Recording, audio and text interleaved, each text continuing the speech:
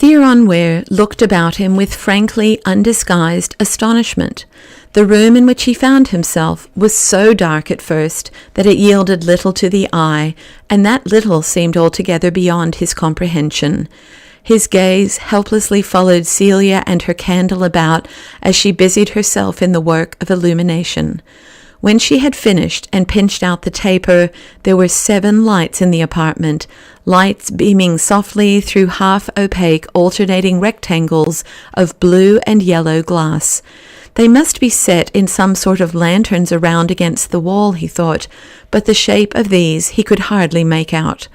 Gradually his sight adapted itself to this subdued light, and he began to see other things. These queer lamps were placed, apparently, so as to shed a special radiance upon some statues which stood in the corners of the chamber, and upon some pictures which were embedded in the walls. Theron noted that the statues, the marble of which lost its aggressive whiteness under the tinted lights, were mostly of naked men and women. The pictures, 4 or 5 in number, were all variations of a single theme, the Virgin Mary and the Child. A less untutored vision than his would have caught more swiftly the scheme of color and line in which these works of art bore their share. The walls of the room were in part of flat, upright wooden columns, terminating high above in simple capitals, and they were all painted in pale amber and straw and primrose hues, irregularly wavering here and there towards suggestions of white. Between these pilasters were broader panels of stamped leather in gently varying shades of softest blue. These contrasted colors vaguely interwove and mingled in what he could see of the shadowed ceiling high overhead. They were repeated in the draperies and huge cushions and pillows of the low, wide divan which ran about 3 sides of the room. Even the floor, where it revealed itself among the scattered rugs, was laid in a mosaic pattern of matched woods, which, like the rugs, gave back these same shifting blues and uncertain yellows. The 4th side of the apartment was broken in outline, at one end by the door through which they had entered, and at the other by a broad, square opening hung with looped-back curtains of a thin, silken stuff. Between the 2 apertures rose against the wall that Theron took at first glance to be an altar. There were pyramidal rows of tall candles here on either side, each masked with a little silken hood. Below, in the center, a shelf-like projection supported what seemed a massive carved casket, and in the beautiful intricacies of this and the receding canopy of delicate ornamentation which depended above it, the dominant color was white, deepening away in its shadows by tenderly minute gradations to the tints which ruled the rest of the room. Celia lighted some of the high, thick tapers in these candelabra and opened the top of the casket. Theron saw with surprise that she had uncovered the keyboard of a piano. He viewed with much greater amazement her next proceeding, which was to put a cigarette between her lips, and, bending over one of the candles with it for an instant, turned to him with a filmy, opalescent veil of smoke above her head. "Make yourself comfortable anywhere," she said, with a gesture which comprehended all the divans and pillows in the place. "Will you smoke?" "I have never tried since I was a little boy," said Theron, "but I think I could. If you don't mind, I should like to see." Lounging at his ease on the oriental couch, Theron experimented cautiously with the unaccustomed tobacco, and looked at Celia with what he felt to be the confident quiet of a man of the world. She had thrown aside her hat, and in doing so had half released some of the heavy strands of hair coiled at the back of her head. His glance instinctively rested upon this wonderful hair of hers. There was no mistaking the sudden fascination its disorder had for his eye. She stood before him, with the cigarette poised daintily between thumb and finger of a shapely hand, and smiled comprehendingly down on her guest. "I suffered the horrors of the damned with this hair of mine when I was a child," she said. "I dare say all children have a taste for persecuting redheads, but it's a specialty with Irish children. They get hold somehow of an ancient national superstition or legend that red hair was brought into Ireland by the Danes. It's been a term of reproach with us since Brian Boru's time to call a child a Dane. I used to be pursued and baited with it every day of my life until the one dream of my ambition was to get old enough to be a sister of charity so that I might hide my hair under one of their big, beastly white linen caps. I've got rather away from that ideal since, I'm afraid, she added, with a droll downward curl on her lip. Your hair is very beautiful, said Theron, in the calm tone of a connoisseur. I like it myself, Celia admitted, and blew a little smoke ring toward him. I've made this whole room to match it. The colours, I mean, she explained in deference to his uplifted brows. Between us, we make up what I hope Whistler would call a symphony. That reminds me, I was going to play for you. Let me finish the cigarette first. Theron felt grateful for her reticence about the fact that he had laid his own aside. I have never seen a room at all like this, he remarked. You are right, it does fit you perfectly. She nodded her sense of his appreciation. It is what I like, she said. It expresses me. I will not have anything about me, or anybody either, that I don't like. I suppose if an old Greek could see it, it would make him sick, but it represents what I mean by being a Greek. It is as near as an Irishman can get to it. I remember your puzzling me by saying that you were a Greek. Celia laughed and tossed the cigarette end away. I'd puzzle you more, I'm afraid, if I tried to explain to you what I really meant by it. I divide people up into two classes, you know, Greeks and Jews. Once you get hold of that principle, all other divisions and classifications, such as by race or language or nationality, seem pure foolishness. It is the only true division there is. It is just as true among Negroes or wild Indians who have never heard of Athens or Jerusalem as it is among white folks. That is the beauty of it. It works everywhere, always. Try it on me, urged Theron with a twinkling eye. Which am I? Both, said the girl with a merry nod of her head. But now I'll play. I told you you were to hear Chopin. I prescribe him for you. He is the Greekiest of the Greeks. There was a nation where all the people were artists, where everybody was an intellectual aristocrat, where the Philistine was as unknown, as extinct as the dodo. Chopin might have written his music for them. I am interested in Chopin, put in Theron, suddenly recalling Sister Soulsby's confidences as to the source of her tunes. He lived with, what's his name, George something? We were speaking about him only this afternoon. Celia looked down into her visitor's face, at first inquiringly, then with a latent grin about her lips. Yes, George something, she said in a tone which mystified him. The Reverend Mr. Ware was sitting up a minute afterward in a ferment of awakened consciousness that he had never heard the piano played before. After a little he noiselessly rearranged the cushions and settled himself again in a recumbent posture. It was beyond his strength to follow that first impulse and keep his mind abreast with what his ears took in. He sighed and lay back and surrendered his senses to the mere unthinking charm of it all. It was the fourth prelude that was singing in the air about him, a simple, plaintive strain wandering at will over a surface of steady, rhythmic movement underneath, always creeping upward through mysteries of sweetness, always sinking again in cadences of semitones. With only a moment's pause, there came the seventh waltz, a rich, bold confusion which yet was not confused. Theron's ears dwelt with eager delight upon the chasing medley of swift tinkling sounds, but it left his thoughts free. From where he reclined, he turned his head to scrutinize, one by one, the statues in the corners. No doubt they were beautiful, for this was a department in which he was all humility, and one of them, the figure of a broad-browed, stately, though thick-waisted woman, bending slightly forward and with both arms broken off, was decently robed from the hips downward. The others were not robed at all. Theron stared at them with the erratic, rippling jangle of the waltz in his ears, and felt that he possessed a new and disturbing conception of what female emancipation meant in these later days.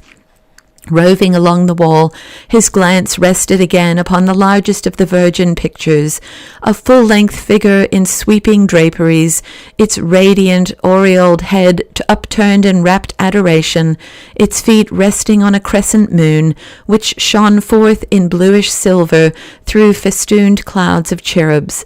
The incongruity between the unashamed statues and this serene incarnation of holy womanhood jarred upon him for the instant. Then his mind went to the piano. Without a break, the waltz had slowed and expanded into a passage of what might be church music, an exquisitely modulated and gently solemn chant, through which a soft, lingering song roved capriciously, forcing the listener to wonder where it was coming out, even while it caressed and soothed to repose. He looked from the Madonna to Celia. Beyond the carelessly drooping braids and coils of hair which blazed between the candles, he could see the outline of her brow and cheek, the noble contour of her lifted chin and full mottled throat, all pink as the most delicate rose leaf is pink against the cool lights of the altar-like wall. The sight convicted him in the court of his own soul as a prurient and mean-minded rustic. In the presence of such a face, of such music, there ceased to be any such thing as nudity, and statues no more needed clothes than did those slow, deep, magnificent chords which came now, gravely accumulating their spell upon him. "It is all singing," the player called out to him over her shoulder in a minute of rest. "That is what Chopin does. He sings." She began, with an effect of thinking of something else, the sixth nocturne, and Theron at first thought she was not playing anything in particular, so deliberately, haltingly did the chain of charm unwind itself into sequence. Then it came closer to him than the others had done. The dreamy, wistful, meditative beauty of it all at once oppressed and inspired him. He saw Celia's shoulders sway under the impulse of the rubato license, the privilege to invest each measure with the stress of the whole, to loiter, to weep, to run and laugh at will, and the music she made spoke to him as with a human voice. There was the wooing sense of roses and moonlight, of perfumes, white skins, alluring languorous eyes, and then, "You know this part, of course," he heard her say. On the instant, they had stepped from the dark, scented, starlit garden where the nightingale sang into a great cathedral. A sombre and lofty anthem arose and filled the place with the splendor of such dignified pomp of harmony and such suggestions of measureless choral power and authority that Theron sat abruptly up, then was drawn resistlessly to his feet. He stood motionless in the strange room, feeling most of all that one should kneel to hear such music. "This you'll know too, the funeral march from the second sonata," she was saying, before he realized that the end of the other had come. He sank upon the divan again, bending forward and clasping his hands tight around his knees. His heart beat furiously as he listened to the weird medieval processional, with its wild clashing chords held down in the bondage of an orderly sadness. There was a propelling motion in the thing, a sense of being borne bodily along, which affected him like dizziness. He breathed hard through the robust portions of stern, vigorous noise, and rocked himself to and fro when, as morning breaks upon a storm-swept night, the drums are silenced for the sweet, comforting strain of solitary melody. The clanging minor harmonies into which the march relapses came to their abrupt end. Theron rose once more and moved with a hesitating step to the piano. "I want to rest a little," he said with his hand on her shoulder. "Whew, so do I," exclaimed Celia, letting her hands fall with an exaggerated gesture of weariness. "The sonatas take it out of one. They are hideously difficult, you know. They are rarely played." "I didn't know," remarked Theron. She seemed not to mind his hand upon her shoulder, and he kept it there. "I didn't know anything about music at all. What I do know now is that this evening is an event in my life." She looked up at him and smiled. He read unsuspected tendernesses and tolerances of friendship in the depths of her eyes, which emboldened him to stir the fingers of that audacious hand in a lingering, caressing trill upon her shoulder. The movement was of the faintest, but, having ventured it, he drew his hand abruptly away. "You are getting on," she said to him. There was an enigmatic twinkle in the smile with which she continued to regard him. "We are Hellenizing you at a great rate." A sudden thought seemed to strike her. She shifted her eyes toward vacancy with a swift, abstracted glance, reflected for a moment, then let a sparkling half-wink and the dimpling beginnings of an almost roguish smile mark her assent to the conceit, whatever it might be. "I will be with you in a moment," he heard her say, and while the words were still in his ears, she had risen and passed out of sight through the broad open doorway to the right.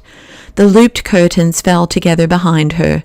Presently, a mellow light spread over their delicately translucent surface, an undulating radiance which gave the effect of moving about among the myriad folds of the silk.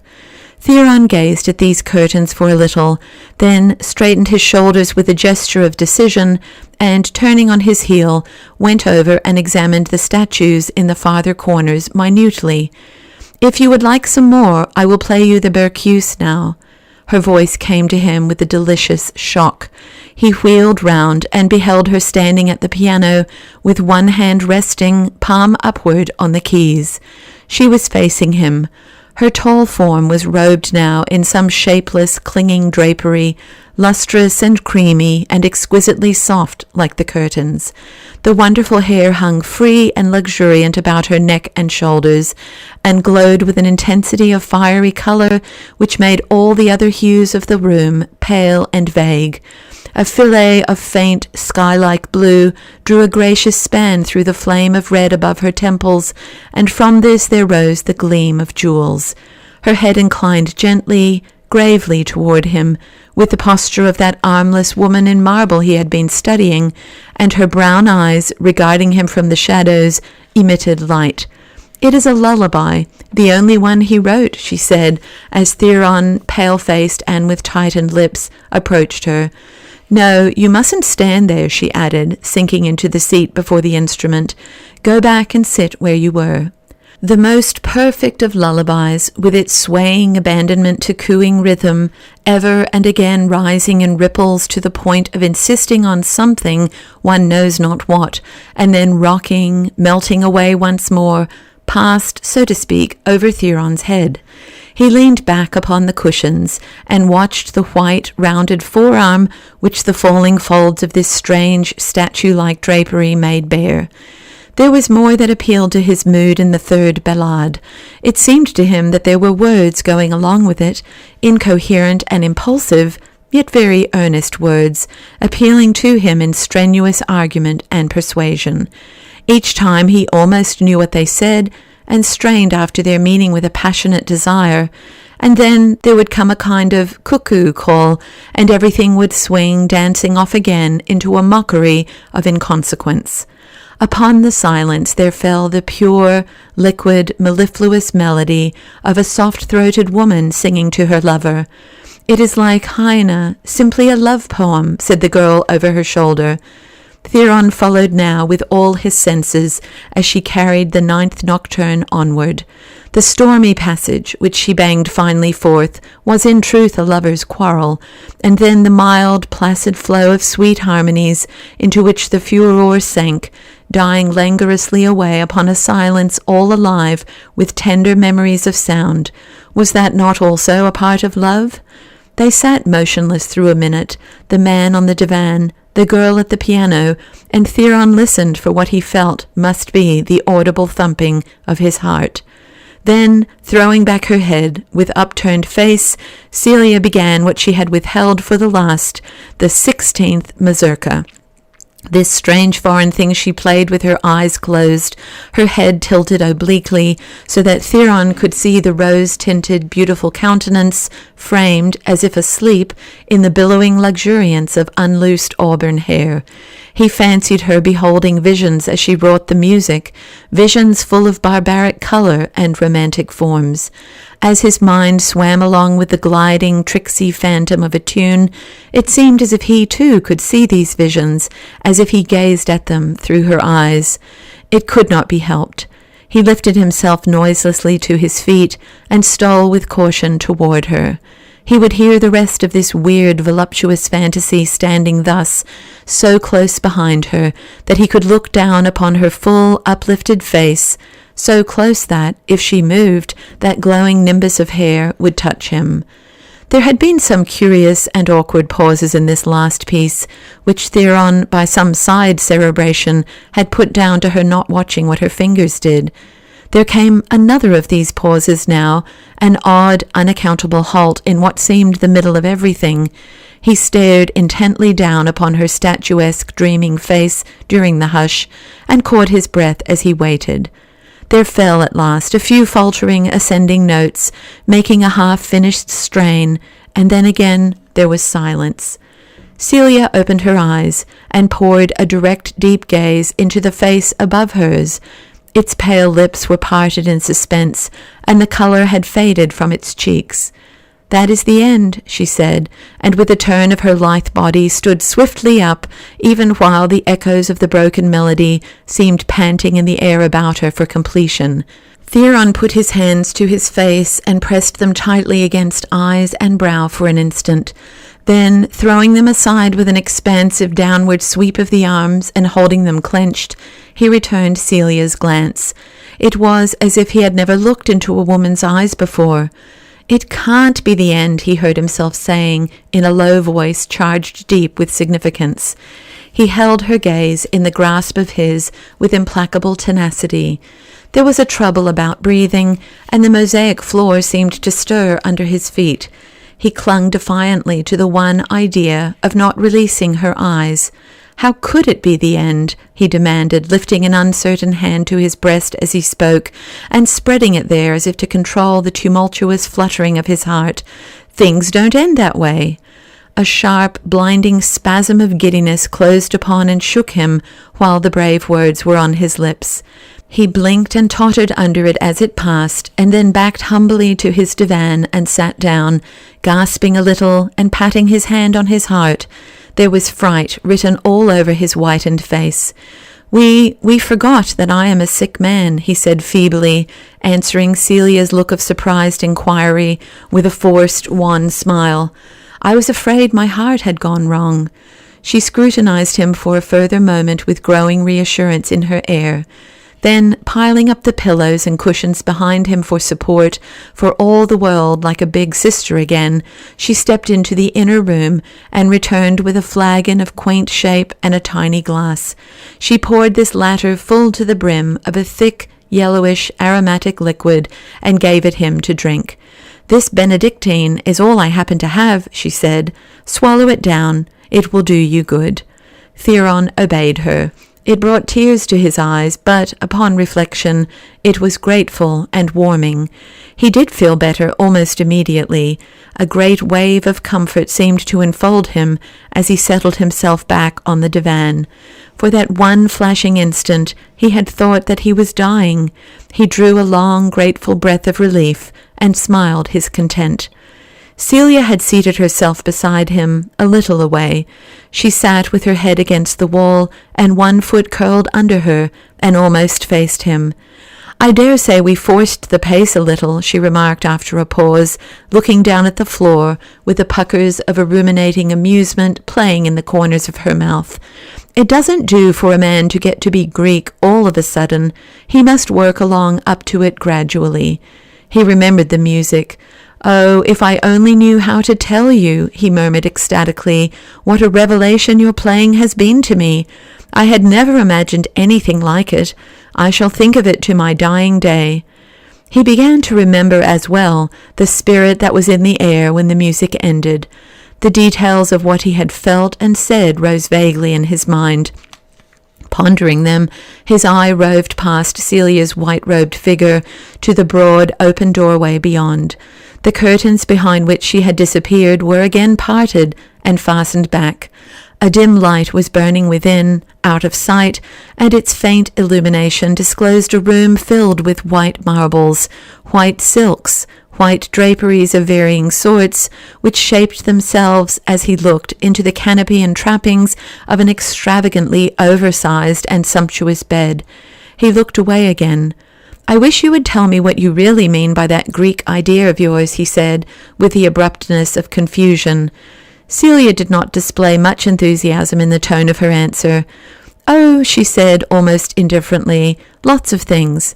Absolute freedom from moral bugbears for one thing, the recognition that beauty is the only thing in life that is worthwhile, the courage to kick out of one's life everything that isn't worthwhile, and so on. But," said Theron, watching the mingled delicacy and power of the bared arm and the shapely grace of the hand which she had lifted to her face, "I am going to get you to teach it all to me."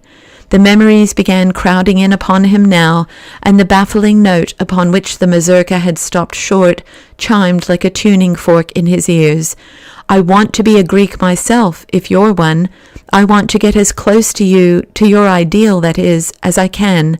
You open up to me a whole world that I had not even dreamt existed. We swore our friendship long ago, you know, and now, after tonight, you and the music have decided me. I am going to put the things out of my life that are not worthwhile. Only you must help me. You must tell me how to begin." He looked up as he spoke, to enforce the almost tender entreaty of his words. The spectacle of a yawn, only fractionally concealed behind those talented fingers, chilled his soft speech and sent a flush over his face. He rose on the instant. Celia was nothing abashed at his discovery. She laughed gaily in confession of her fault, and held her hand out to let him help her disentangle her foot from her draperies and get off the divan. It seemed to be her meaning that he might continue holding her hand after she was also standing. "You forgive me, don't you?" she urged smilingly.